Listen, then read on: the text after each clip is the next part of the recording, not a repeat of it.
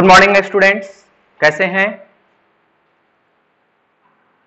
आज आपको next class की ओर ले चलते हैं। सबसे पहले मैं आप लोग का धन्यवाद देता हूं जो जहानाबाद ही नहीं बल्कि पूरे बिहार से हमें इतना प्यार स्नेह इस YouTube क्लास के प्रति मिल रहा है, जिसका मैं आभारी हूं। बहुत ही अच्छा लग रहा है कि आपको मेरा वीडियो सारा कुछ क्लासेस खास करके जो आपको मिल रहा है उसके लिए आपने हमें जो प्रेरणा दे रखा है, बहुत अच्छा लग रहा है। बहुत खुशी की बात है कि आपने हमारे क्लास को इतना पसंद किया है। ये आपके लिए और मेरे लिए दोनों को खुशी देता है। दोनों के लिए गौरव की बात है कि इस जहानाबाद के धरती पर जो शिक्षा का माहौल इतना सुंदर इस चैनल के एम कुमार केमिस्ट्री क्लासेस के माध्यम से बना है, जिससे पूरा बिहार गौरवान्वित हो रहा है। पूरे बिहार के शिक्षक लोग हमें कॉल करके ये पूछ रहे हैं कि सर आप कब से पढ़ाते हैं, ये इस तरह का जो आप कॉन्सेप्ट देते हैं ये आपको कहाँ से प्रेरणा मिली है। तो ये सारा कुछ खुद का होता है, कहीं से कोई पढ़ के इस तरह का शिक्षा नहीं दे सकता, ये खुद का कॉन्सेप्ट होता है। खैर, इसी तरह से आप हमें प्रोत्साहित करते रहें। मैं पूरे बिहार वासियों को धन्यवाद देता हूं। तो आगे का क्लास बढ़ाते हैं। इसके पीछे के क्लास में आपने देखा था घोल की शक्ति का छठा पॉइंट, मोल प्रभाज। मोल प्रभाज को पढ़ने के लिए हमने एक टॉपिक का बहुत बेहतर कॉन्सेप्ट दिया था, मोल के बारे में। तो 2 मिनट मोल का फिर से कॉन्सेप्ट को लेते हैं और फिर आगे बढ़ते हैं। मोल क्या है? तो बताया था आपको कि मोल मास का, द्रव्यमान का, भार का एक रूप है। बहुत बड़ी संख्या को एक छोटी संख्या में व्यक्त करना मोल कहलाता है। किसके संदर्भ में? द्रव्यमान के संदर्भ में। किसके द्रव्यमान, किसके भार? परमाणु और अणु के। तो पीछे वाले क्लास में आपने देखा था कि मोल लाने के लिए जो दिया गया ग्राम भार होता है, उसमें उस परमाणु या उस अणु के अणु भार या परमाणु भार से क्या करते हैं? भाग देते हैं, जिसका भी फॉर्मूला भी आपको हमने बताया था। अब उसी को ध्यान में रखते हुए मोल फ्रैक्शन टॉपिक को आगे बढ़ाते हैं। तो ध्यान दीजिएगा, मोल प्रभाज या मोल भिन्नांक, इसी को अंग्रेजी में मोल फ्रैक्शन भी कहते हैं।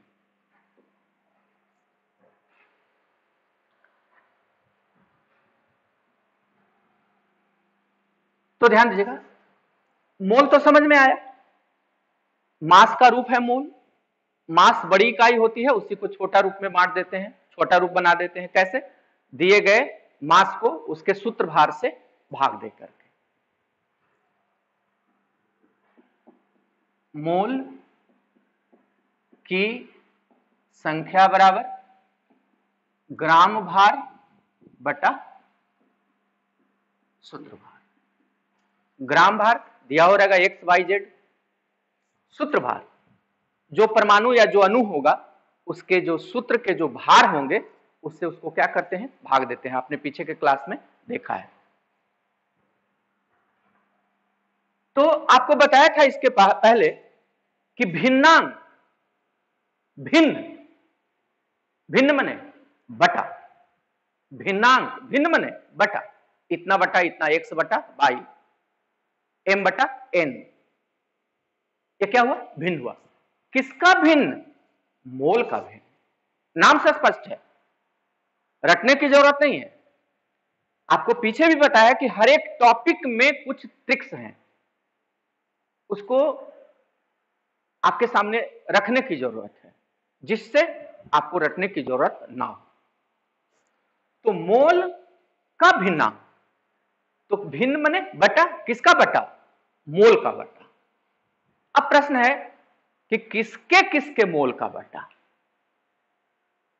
है ना? किसके किसके मोल का बटा। तो गौर कीजिए, आपने ये देखा कि मोल जो होता है, घोल की शक्ति चैप्टर के लिए दो चीज का मोल होता है, घुल्य का और घोलक का। किसका मोल? घुल्य का और घोलक का मोल। घोल का मोल नहीं, घोल चूंकि दो चीज से मिलकर के बने, इसलिए मोल निकालना उसका, अकेला घोल का मोल निकालना मुश्किल है, असंभव है। तो यहां पर जो मोल की जो जानकारी है, या जिन मोल जो हम लोग ज्ञात करेंगे, वो किसका किसका? घुल्य और घोलक का। तो ध्यान दीजिएगा,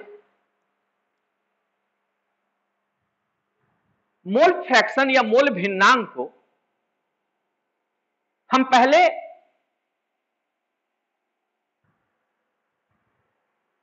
परिभाषित नहीं करें, हम परिभाषा खुद से निकालें। गौर कीजिएगा,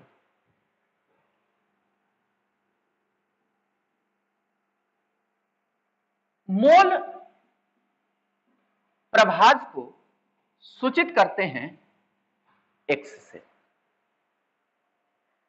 किसी से? एक्स से। मोल प्रभाज को सूचित करते हैं एक्स से, और मोल प्रभाज या भिन्नांक निकालना जाता है घुल्य का और घोलक का। तो गौर कीजिएगा, घुल्य का मोल प्रभाज को डिनोट करते हैं, सूचित करते हैं एक्स स्मॉल एन से, छोटा एन से, और घोलक का मोल प्रभाज सूचित किया जाता है एक्स कैपिटल एन से। एकदम अलग से फिर से हम बात करते हैं, क्या पढ़ रहे हैं? मोल प्रभाज। मोल प्रभाज को डिनोट किया, सूचित किया एक्स से। मोल प्रभाज किसका निकलता है? घुल्य और घोलक का। तो घुल्य का मोल प्रभाज को, मोल प्रभाज हो गया एक्स, घुल्य का है, तो घुल्य क्या होता है? कम होता है। तो कम के लिए छोटा का हम इस्तेमाल करते हैं, इसलिए यहां कौन सा एन दिया? छोटा एन दिया। घोलक क्या होता है? ज्यादा होता है, तो ज्यादा के लिए हम मोल फ्रैक्शन हो गया एक्स, और चूंकि घोलक का है तो घोलक क्या होता है? ज्यादा होता है, बड़ा होता है, इसलिए इसको हम डिनोट करते हैं कौन सी से? बड़ा एन से। ठीक है, मोल फ्रैक्शन को, मोल प्रभाज को एक्स से, घुल्य का मोल प्रभाज एक्स एन, और घोलक का मोल प्रभाज एक्स कैपिटल एन से। ठीक है, आगे देखते हैं, इसको लिखिए पहले आप, स्क्रीनशॉट करके भी आप इसको नोट बनाने का काम कर सकते हैं। तो देखते हैं,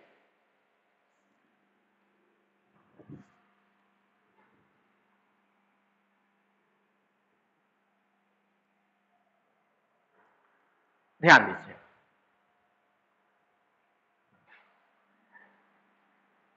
मोल प्रभाज आपको निकालने के लिए कहेगा या तो घुल्ल का या तो घोलक का। घोल का मोल प्रभाज निकालने के लिए आपसे नहीं कहेगा, क्योंकि मोल प्रभाज होता है घुल या घोलक के लिए, घोल के लिए नहीं। तो मान लिया कि आपको कहा घुल का मोल प्रभाज, तो घुल का मोल प्रभाज को रिप्रेजेंट करते हैं, सूचित करते हैं एक्स से। घुल है तो घुल क्या होता है, कम होता है, तो कम के लिए इसको कौन सी से डिनोट करते हैं, एन से डिनोट करते हैं, छोटा एन से डिनोट करते हैं ये। और घोलक का मोल प्रभाज, तो मोल प्रभाज हो गया उसके लिए x, और घोलक का है तो घोलक ज्यादा होता है, यानी बड़ा वाला से डिनोट करें, बड़ा एन उसके लिए यूज करें। ये हो गया घोलक का मोल प्रभाज। जब घुल का मोल प्रभाज निकालने के लिए कहेगा तो क्या सूत्र लगेगा, अब घोलक का मोल प्रभाज निकालने के लिए कहेगा तो क्या सूत्र लगेगा, गौर कीजिएगा। घुल के लिए आपने स्मॉल एन लाया है, इसलिए ऊपर में स्मॉल एन और नीचे में स्मॉल एन और कैपिटल एन, यानी छोटा एन क्या निकालना है, घुल का। तो घुल का मोल फ्रैक्शन को x के साथ कौन एन, छोटा एन, तो छोटा एन को ऊपर और नीचे में छोटा एन प्लस क्या, बड़ा एन। अब देखिए घोलक का मोल प्रभाज, आप अपने से दिमाग लगाइए कि यहां x छोटा एन था तो ऊपर में क्या, छोटा एन, x बड़ा एन है तो ऊपर में क्या लगाएंगे आप, बड़ा एन, और नीचे में n प्लस एन, यानी दोनों में नीचे में क्या है, कॉमन है। गौर कीजिएगा, या याद रखने में आपको सहूलियत होगी कि नीचे में दोनों में कोई चेंजिंग नहीं है, छोटा एन प्लस बड़ा एन, छोटा एन प्लस बड़ा एन। क्योंकि हमको घुल का निकालना है तो घुल के लिए स्मॉल टर्म यूज होता है, इसलिए ऊपर में स्मॉल एन, और घोलक चूंकि बड़ा होता है तो बड़ा टर्म ज्यादा होता है, तो बड़ा टर्म के लिए, ज्यादा के लिए बड़ा टर्म यूज करते हैं, और उसके लिए कैपिटल एन, बड़ा एन ऊपर में यूज करते हैं। नीचे में दोनों कॉमन है, अंतर कहां, ऊपर छोटा, और घोलक में ऊपर में बड़ा, यही दोनों में क्या होता है, अंतर होता है। अब प्रश्न आपके दिमाग में आएगा कि छोटा एन और बड़ा एन क्या है। मोल फ्रैक्शन, मोल प्रभाज निकालने के लिए आपने सूत्र लगा दिया, ये सूत्र लगा दिया। अब जितना भी खेल है मोल फ्रैक्शन निकालने का वो यही है ना, छोटा एन और बड़ा एन। तो छोटा एन बड़ा एन क्या है, जहां छोटा एन घुल के मोल की संख्या, और बड़ा एन क्या है, घोलक के मोल की संख्या।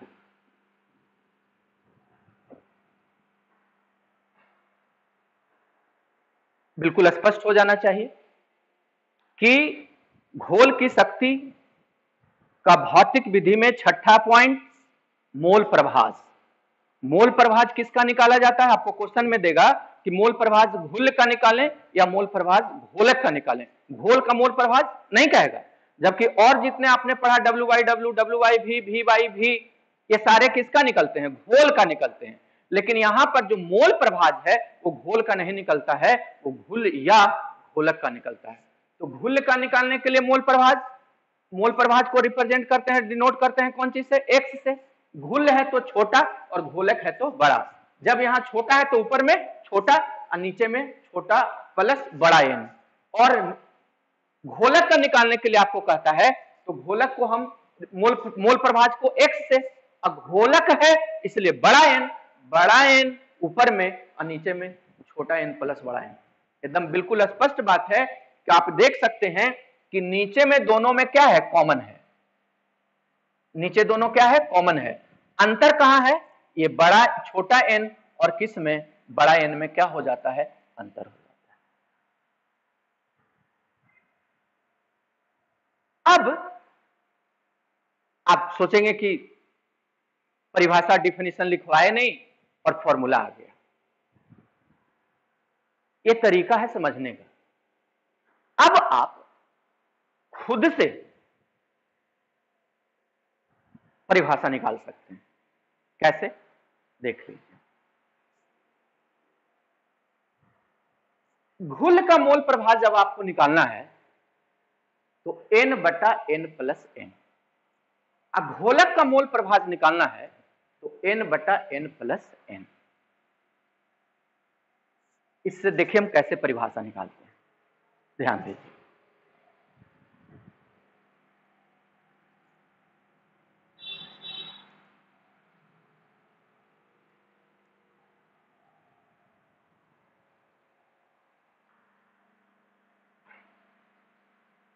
मोल प्रभाव,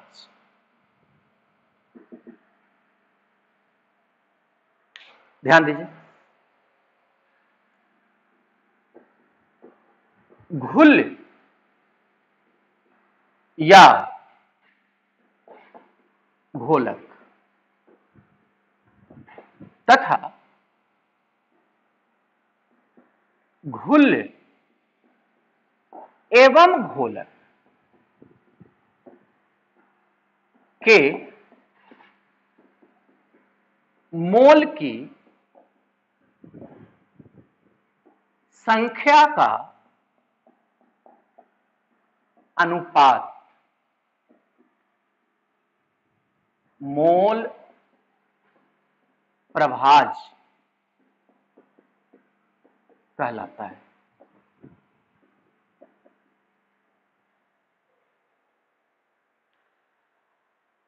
अभी स्पष्ट करते हैं कहां पे आपको ध्यान देना है। सबसे पहले दिमाग में यह बता दें आपको कि जब मोल प्रभाज का जिक्र आएगा तो वहां घोल का नाम नहीं लीजिएगा। तो घोल का नाम नहीं लेंगे तो किसका नाम लेंगे? घुल और घोलक का। किसका? घुल और घोलक का। घोल का नाम नहीं लेना है। तो गौर कीजिए, मोल प्रभाज को डिफिनीशन देने के लिए आपने जो स्टेटमेंट लिखा है उसमें गौर कीजिए जरा सा। फिर से बोल रहे हैं, रटना नहीं है तो दिमाग लगाना है। क्या है? घुल या मतलब दो में से कोई एक। राम या श्याम, यानी या तो राम को संबोधन कर रहे हैं आप या तो श्याम को। दोनों को नहीं, दोनों में से किसी एक को। घुल या, तो या माने दोनों में से कोई एक, तथा घुल एवं कहने से मतलब हुआ दोनों का बोध होता है। यही इसके परिभाषा का मूल बिंदु है। इसी पर हमको गौर करना है। घुल या घोलक मतलब दोनों में से कोई एक, तथा घुल एवं घोलक माने दोनों के मोल की संख्या का अनुपात। अनुपात माने बटा। अनुपात मतलब बटा को क्या कहते हैं? मोल प्रभाज कहते हैं। तो गौर कीजिएगा, मोल प्रभाज x इक्वल टू, यहां से परिभाषा से सूत्र निकाल रहे हैं, एकदम सरल। पढ़िए ना, घुल या घोल तो n या n, याद है ना? n क्या है? छोटा n मोल की संख्या। किसका? घुल का। बड़ा n क्या है? मोल की संख्या। किसका? घोलक का। और लिखे यहां पर, और मने या कर दो।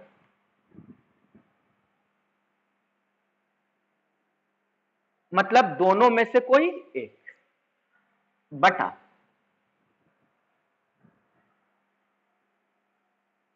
बटा n प्लस n, यानी कि दोनों छोटा n और बड़ा n दोनों में से ऊपर में कोई एक लेंगे और नीचे में घुल एवं, यानी दोनों को क्या कर देंगे, जोड़ देंगे। अब इससे आपको दो अलग अलग फॉर्मूला निकलेगा। क्या, गौर कीजिएगा, ध्यान दीजिएगा, तो नोट कर लीजिए इसको, ठीक है।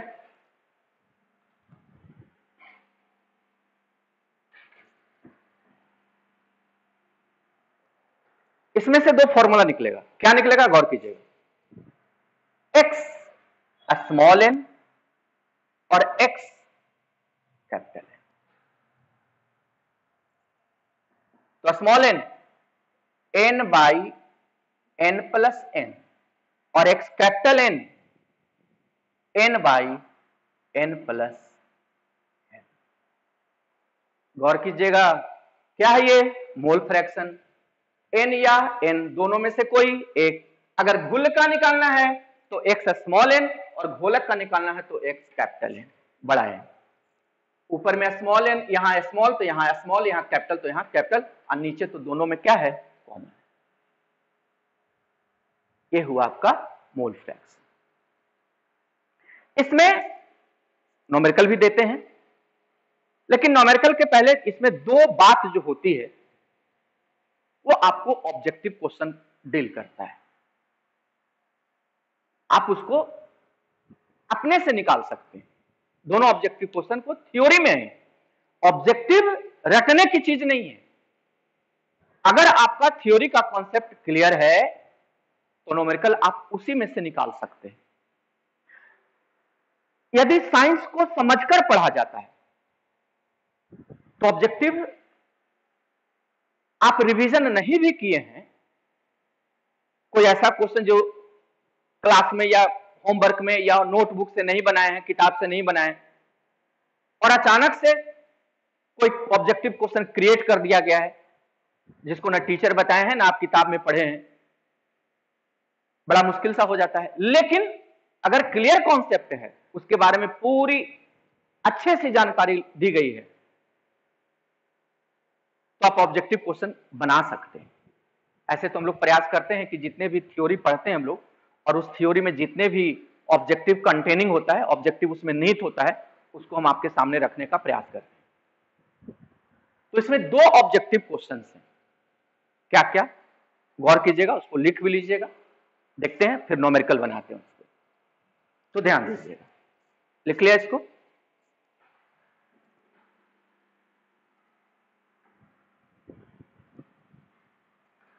सबसे पहले कि xn क्या था, तो घुल का मोल प्रभाज, और x कैपिटल N क्या था, घोलक का मोल प्रभाज।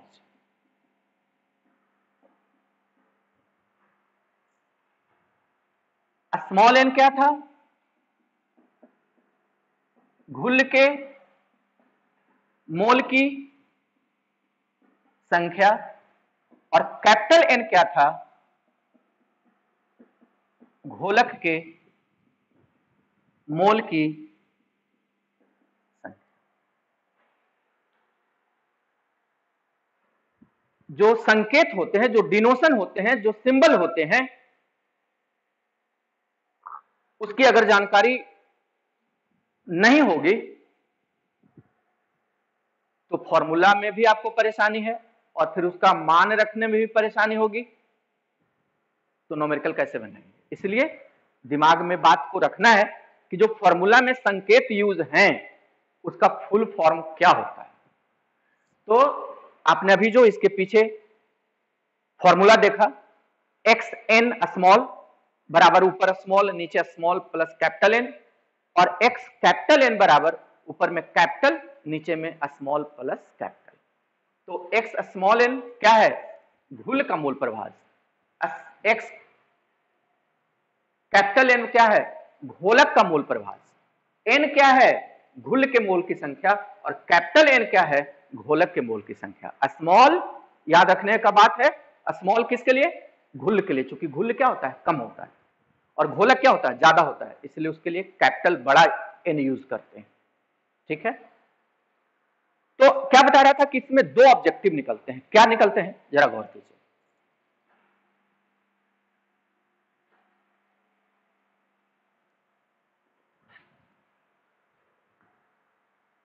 सबसे पहले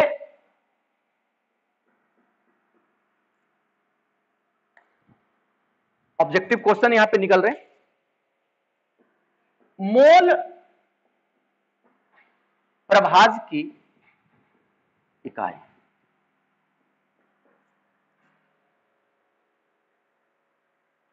W/W पढ़ा था आप, तो उसका इकाई क्या होता? 10% आंसर लाते थे, 10% W/W। V/V तो V/V प्रतिशत, W/V प्रतिशत उसका इकाई हो गया था, ग्राम पर लीटर हो गया था। नॉमेरिकल बना के उसके लास्ट में क्या लिखते थे? ग्राम पर लीटर। पीपीएम में उसका इकाई क्या लिखते थे? पीपीएम लिखते थे। मोल प्रभाज में क्या इकाई होगी? ध्यान दीजिए।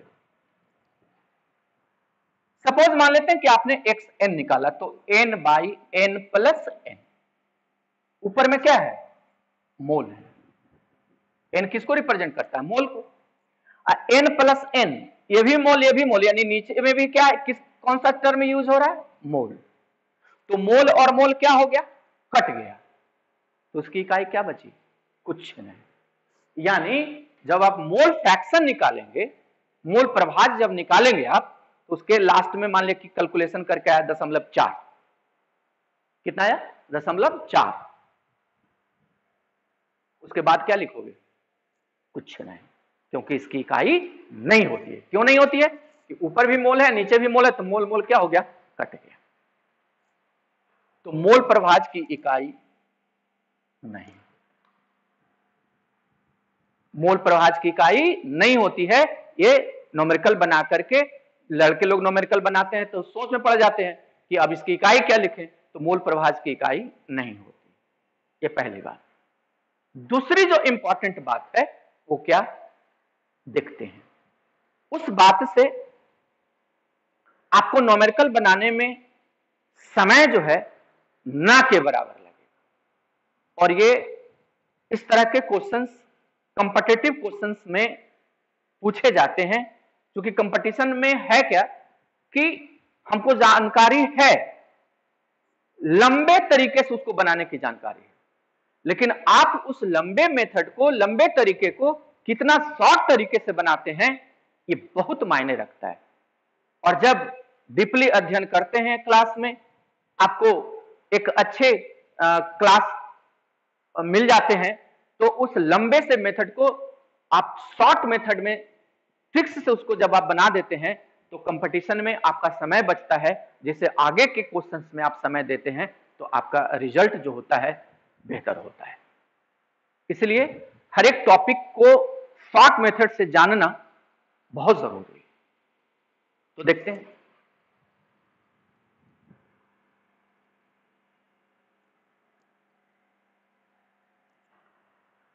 दूसरी जो जानकारी है कि xn प्लस xn का मान 1 होता है। ये ऑब्जेक्टिव क्वेश्चन है। यदि किसी घोल में घुल का और घोलक का मोल प्रभाज अगर हम निकालते हैं, तो दोनों को अगर जोड़ दिया जाता है तो उसका योगफल कितना होता है? 1 होता है। इस चीज को हम प्रूफ भी कर सकते हैं। कैसे? ध्यान दीजिएगा। xn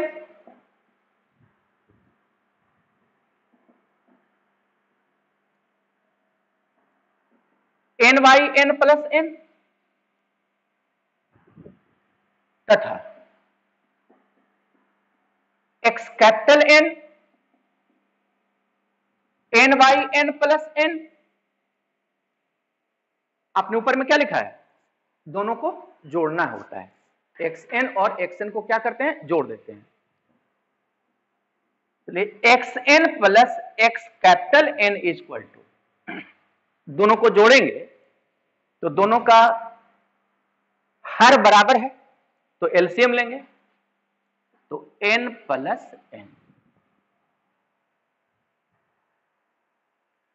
तो यहां क्या बच जाएगा n और यहां क्या बच जाएगा n, तो ऊपर और नीचे दोनों बराबर हो गया तो कट के कितना हो जाएगा, इसीलिए क्या बना, x स्मॉल n और x कैपिटल N का योगफल कितना होता है, 1 होता है।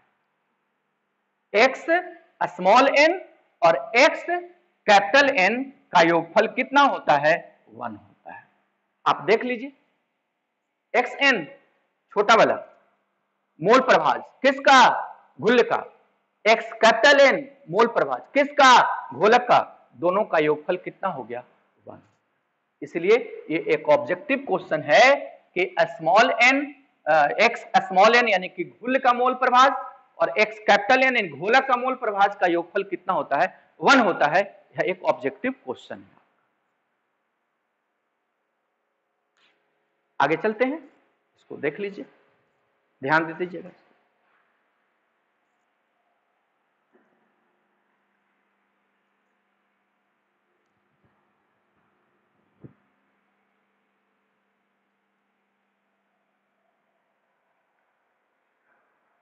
तो एक क्वेश्चन बनाते हैं,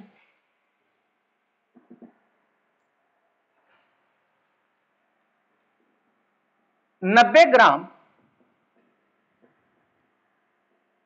जल में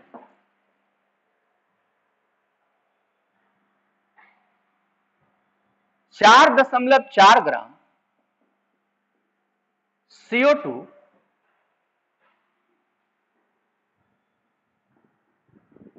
घुला है।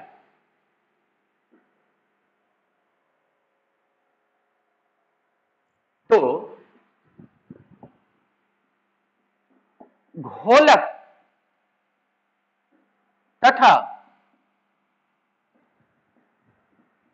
घुल्ल का मोल प्रभाज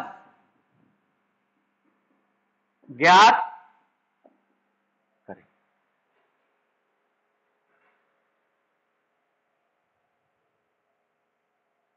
ये क्वेश्चन हुआ, 90 ग्राम जल में 4.4 ग्राम CO2, तो घोलक तथा घुल्ल का मोल प्रभाज ज्ञात करें।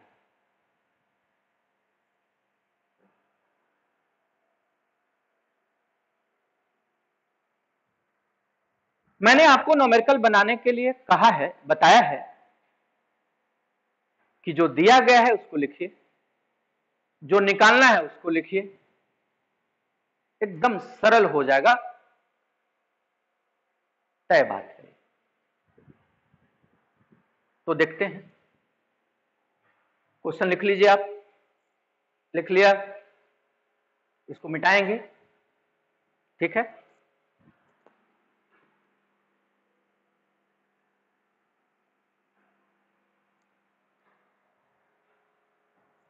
तो याद कीजिएगा कैसे, सबसे पहले दिया गया,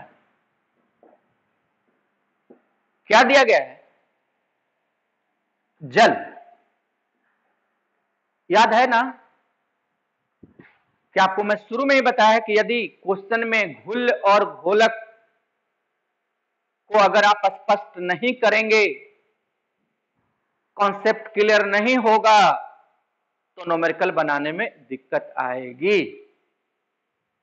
तो क्वेश्चन को हम पढ़ें बार बार, क्या कहता है, 90 ग्राम जल में 4.4 ग्राम CO2, तो 90 और 4.4 में, तो जिसमें वो घोलक हो गया और जिसे वो घुल्ल हो गया, तो जल में यानी जल क्या हो गया, घोलक हो गया, जिसे किसे, CO2 को, तो CO2 को क्या किया गया, घोला गया। तो 90 दूसरे तरीके से भी बता सकते हैं कि 90 ज्यादा है और 4.4 क्या है, कम है, तो कौन घोलक हुआ, जल।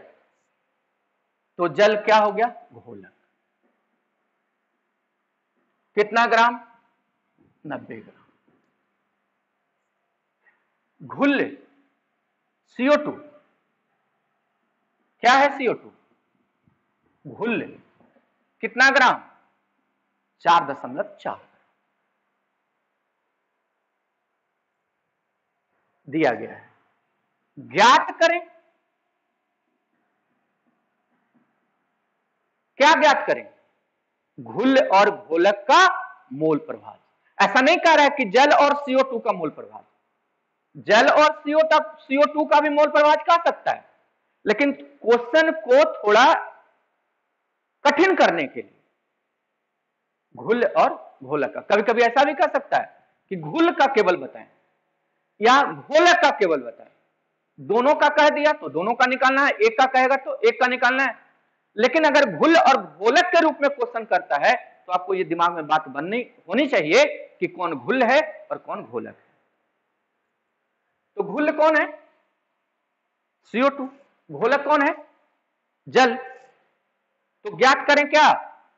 x स्मॉल n बराबर वाट और x कैपिटल N बराबर वाट। यानी ये किसका मोल? x माने मोल प्रभाव, किसका? छोटा घुल्ल का। x माने मोल प्रभाव, बड़ा किसका? घोलक का। संकेत डिनोशन आपको दिमाग में रखना होगा, एक दो बार देखिएगा सही हो जाएगा। और ऐसे तो हम आपको ट्रिक्स भी देते हैं। क्या? स्मॉल है, छोटा है, कम है। जैसे ही कम हुआ आप दिमाग में लगा दीजिए कि कौन है? घुल्ल है। और ज्यादा हुआ, बड़ा हुआ तो कौन है? घोलक। तो ध्यान दीजिए,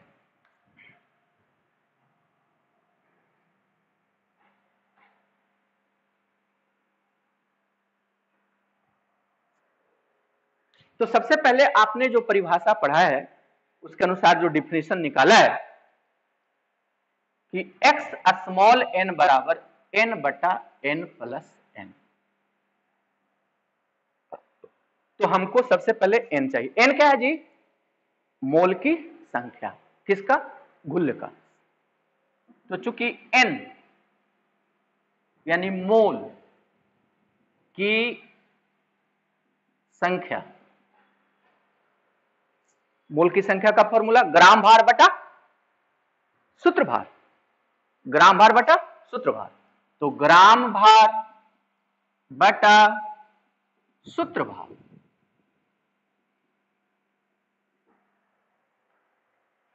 किसका मोल? Small L. किसका? घुल्ल का। तो घुल्ल कौन है? CO2। CO2 का ग्राम भार आपको दिया हुआ है 4.4।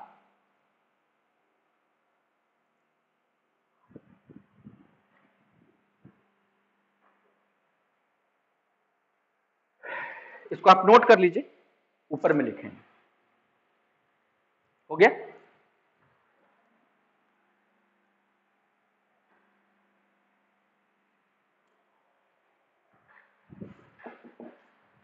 किसका मोल?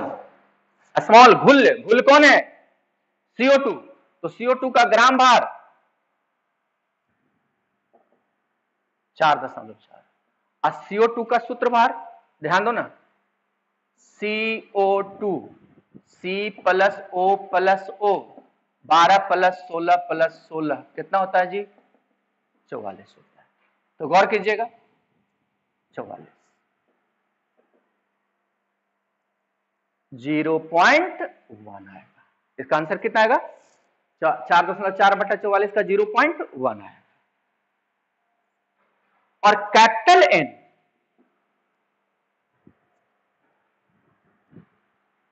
कैपिटल N क्या है?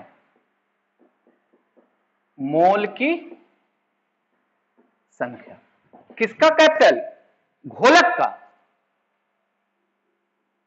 आपकी सुविधा के लिए ये हो क्या? किसका मोल की संख्या? घुल्ल का। और ये किसकी मोल की संख्या? घोलक का। तो घोलक का मोल, मोल की संख्या का फॉर्मूला वही ग्राम भार बटा सूत्र भार। तो ग्राम भार कितना? 90। कौन है घोलक? जल। और जल का सूत्रभार कितना आप जानते हैं, कितना होता है? 18। 18 पचे 90।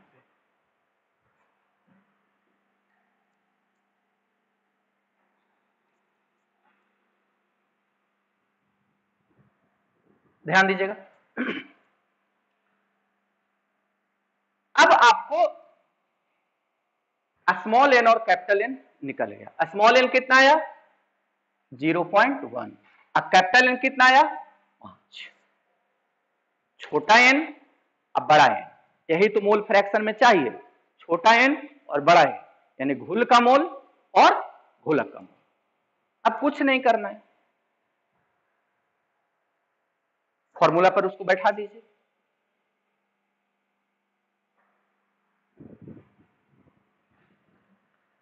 चूंकि xn इक्वल टू ऊपर में छोटा और नीचे में n प्लस n, छोटा है तो छोटा, तो स्मॉल n 0.1 आया था और ये 0.1 प्लस 5, यानी 0.1 बाई 5 होगा ना जोड़ने पर, तो 1 बाई 5। यहां क्या इकाई? कुछ नहीं, क्योंकि ऊपर भी मोल और नीचे भी। और x कैपिटल N, तो ऊपर में कौन? कैपिटल N, और नीचे में वही चीज n प्लस n, तो कैपिटल N कितना? 5। 0.1 प्लस 5 यानी 5 बाई 5.1, यानी आप इसको 50/51।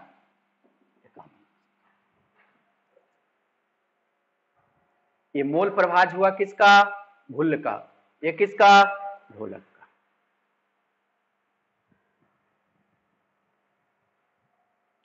अब हम इसी को, जो आपको हम प्रूफ किए हैं कि x small n plus x capital N equal to 1, उससे भी हम इसको ला सकते हैं। कैसे? देख लीजिए। आपने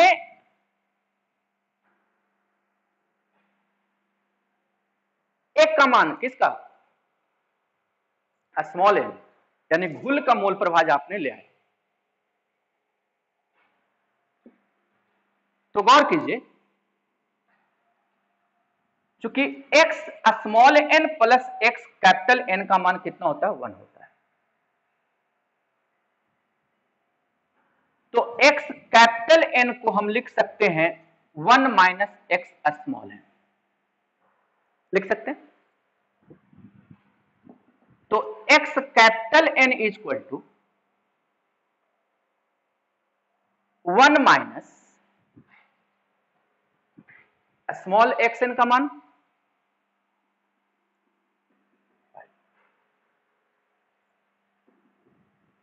तो ये हो गया क्या? एलसीएम 5/1, ये 5/1, ये माइनस कितना हो जाएगा? 1। यानी देखो तो छोटू, आंसर आ गया कि नहीं? वही पहले वाली बात हो गई कि नहीं? आपने x कैपिटल N का मान जब निकाला था तो 50/1 का मान आया था पीछे, आ गया कि नहीं? तो ये ऑब्जेक्टिव क्वेश्चन इस फॉर्मूले से भी प्रूफ हो गया, इस न्यूमेरिकल से प्रूफ हो गया कि घुल का मोल प्रभाज और घोलक के मोल प्रभाज का जो योगफल होता है वो एक होता है।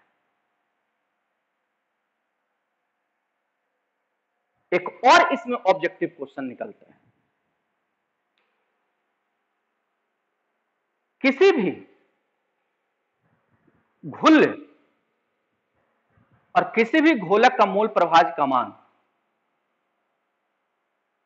जब भी आप निकालिएगा अलग अलग, तो एक से वो कम ही आएंगे, तब ना दोनों का योगफल कितना होता है, 1 होता है। दोनों का योगफल 1 होता है, यानी कि दोनों में से अलग अलग दोनों को कर दिया जाए तो दोनों का मान 1 से क्या आएंगे, कम आएंगे। अब उसमें जो मान ज्यादा जिसका आएगा वो घोलक हो जाएगा, और जो कम आएगा वो क्या हो जाएगा, घोलक। तो एक सिंपल सा बात हम आपको क्वेश्चन दे रहे हैं, ऑब्जेक्टिव क्वेश्चन है, कंपटीटिव क्वेश्चन, विदिन 1 सेकंड इसका जवाब होना चाहिए। यदि किसी घोल में, गौर से क्वेश्चन देखिए, लिख नहीं रहे, जब कॉन्सेप्ट है तो लिखने की जरूरत नहीं, आपको न्यूमेरिकल में कॉपी कलम बनाने की जरूरत नहीं होनी चाहिए। और इसी तरह का क्लास अगर आप करते हैं तो आपको किसी कंपटीशन में उतरने के लिए आप ताकतवर साबित होंगे और आपको सफलता जरूर मिलेगी। लेकिन इस तरह का क्लासेस मिलेंगे आपको तब, इस तरह का कॉन्सेप्ट दिया जाए तब। इसके लिए आपको और हमको दोनों को मेहनत करना होगा। एक क्वेश्चन है कि यदि किसी घोल में घुल का मोल प्रभाज 0.4 है, कितना है, 0.4 है, तो घोलक का मोल प्रभाज कितना होगा?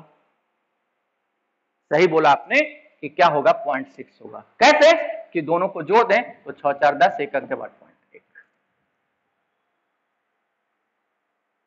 समझ में आया, क्लियर है? तो एक क्वेश्चन दे देते हैं, आप उसको बना लीजिए।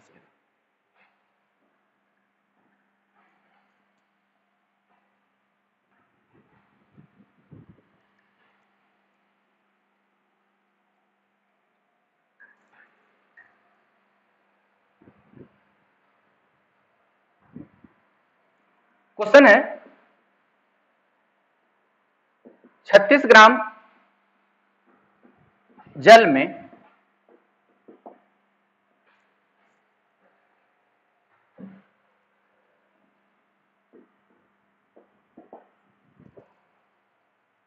एक 1.7 ग्राम NH3 अमोनिया उपस्थित है, तो घुल का मोल प्रभाज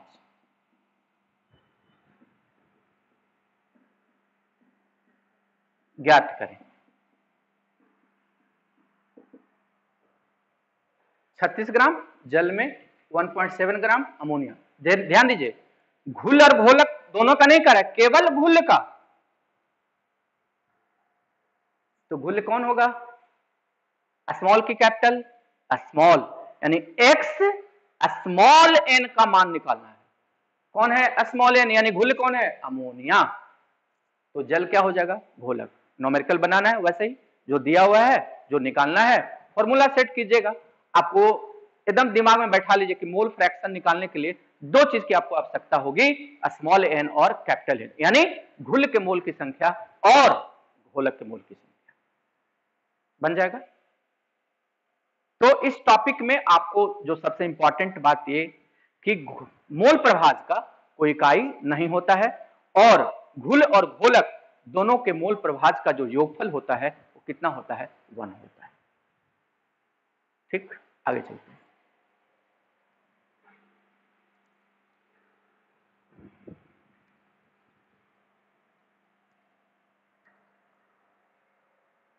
अब घोल की शक्ति का रासायनिक विधि आ रहा है।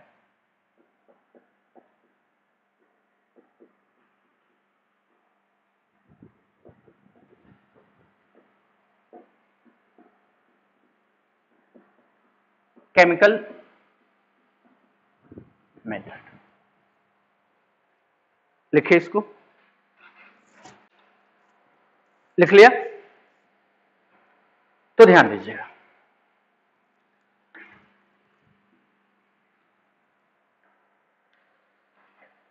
केमिकल मेथड रासायनिक विधि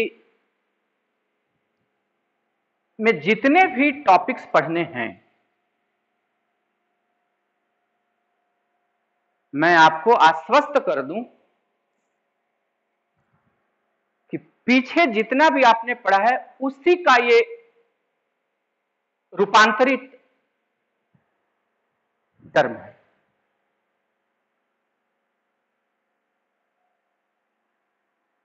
अगर पीछे का कॉन्सेप्ट क्लियर है तो हमारे थोड़े से हिंट्स पर आप इसको खुद से परिभाषित कर सकते हैं। फिर भी दिक्कत है तो हम तो हैं ही आपके लिए, लेकिन पहले ही बताया है मैंने आपको कि साइंस सेंस का टर्म है, थोड़ा दिमाग लगाने की बात होती है। जितने भी आगे का टॉपिक है उसको मैं फिर से बता दूं, रटना नहीं पड़ेगा। उसके लिए मैं आपको इतना बेहतर से बेहतर तरीका दूंगा कि आप उछल जाएंगे। उछलना है, देखिए कैसे उछलें खुशी से कि ऐसा भी होता है, ऐसा भी कॉन्सेप्ट हो सकता है। बिल्कुल सत्य बात है। कैसे देखते हैं। तो रासायनिक विधि में सबसे पहला आपका जो टर्म है वो है मोलरता।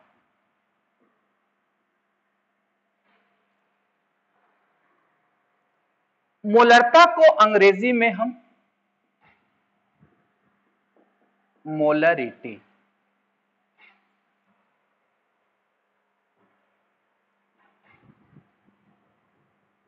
अगर मोलरता को हम परिभाषित करें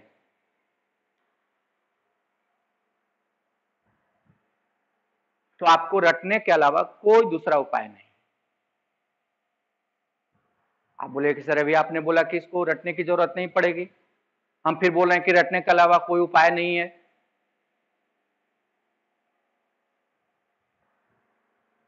डरिए नहीं, मैं आपको रटने नहीं दूंगा।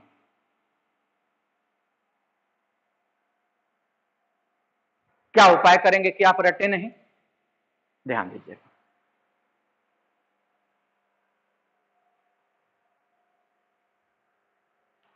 इस शब्द में आपका वो बात छुपा हुआ है जिस पर आप इसको परिभाषा भी देंगे और इसका फॉर्मूला भी निकालें। कैसे? देखिए, इस शब्द को हम, ये अपना कॉन्सेप्ट है, कहीं किताब में नहीं मिलता है, और समझाने के लिए तो अपना कॉन्सेप्ट देना ही पड़ेगा।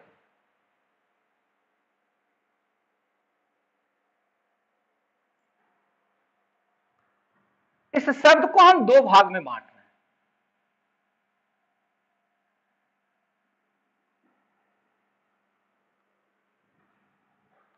क्या लिखा हुआ है? मोल। क्या लिखा है? मोल। और दूसरा शब्द जो हम निकाल रहे हैं, इसमें है, निकालना क्या है इसमें? रता। तो इस र से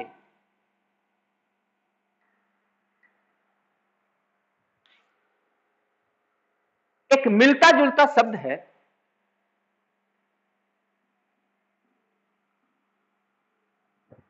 लीटर। र र ये कॉन्सेप्ट है समझने का, आप थोड़ा इसको केयर कीजिएगा। मोलरता में जो मोलरता शब्द है उसको हम दो भाग में बांट रहे हैं, मोल और रता। तो मोल का तो हम टर्म लिख दिए मोल। रता में जो र टर्म है उसी से हम एक शब्द निकाले हैं लीटर, क्योंकि यहां भी लास्ट र है और इसके भी लास्ट में क्या है? र। तो र से लीटर, र से लीटर। जब आप इतना इसका एनालिसिस कर दिए अब आपको मोलरता रटने की आवश्यकता नहीं है। यहां पर आप एक केवल टर्म लगा दीजिए, कौन चीज? ऑब्लिक।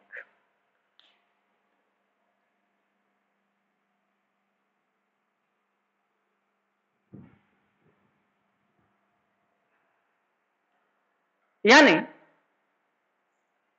मोलरता का एक हम नया नाम देंगे,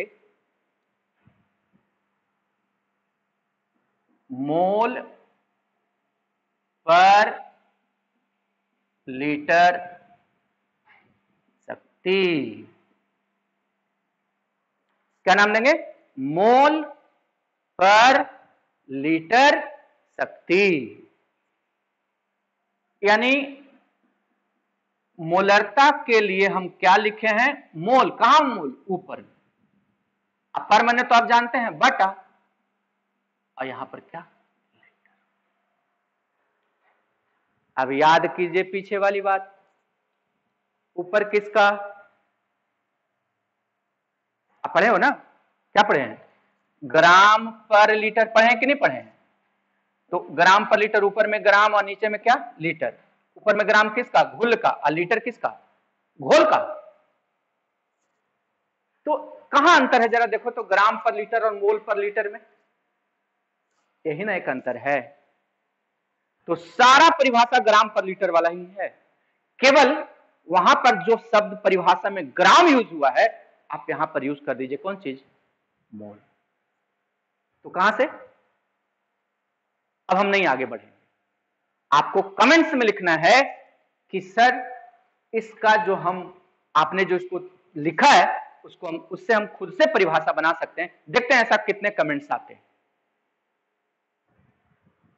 तो आज का क्लास इतना ही, नेक्स्ट क्लास आगे चलेंगे, कुछ और घोल की शक्ति का क्लास देंगे, उसके बाद सॉलिड स्टेट स्टार्ट करेंगे। आज के लिए इतना ही, लेकिन आपको मैं फिर से याद दिला दूं कि ऑनलाइन क्लास यूट्यूब चैनल के माध्यम से चल रहा है, इसलिए इस चैनल को आप सब्सक्राइब कर लें और जो नए वीडियोस आपको तुरंत मिल जाए, इसके लिए बेल आइकन को जरूर दबाएं। तब तक नेक्स्ट क्लास तक का बाय।